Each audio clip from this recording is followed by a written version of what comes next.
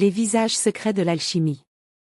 Lorsqu'on évoque l'alchimie, on pense presque toujours à la transmutation du plomb en or.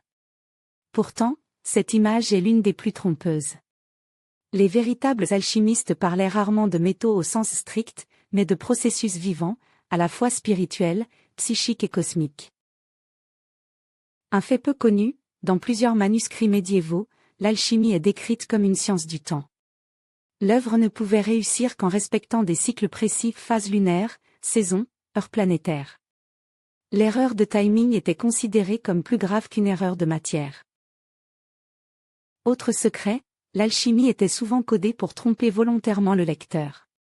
Certains traités contiennent de fausses recettes, insérées pour égarer les esprits cupides. Les alchimistes parlaient de « voile », car la connaissance ne devait être révélée qu'à celui qui avait déjà commencé sa propre transformation intérieure. On ignore aussi que beaucoup d'alchimistes voyaient la matière comme consciente.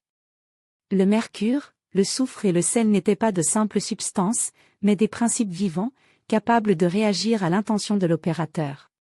Sans discipline morale, l'œuvre était réputée impossible. Enfin, l'alchimie n'avait pas pour but la perfection, mais la réconciliation des contraires, le fixe et le volatile, l'ombre et la lumière, l'humain et le divin. L'or philosophique n'était pas une fin, mais un signe, celui d'un être redevenu entier.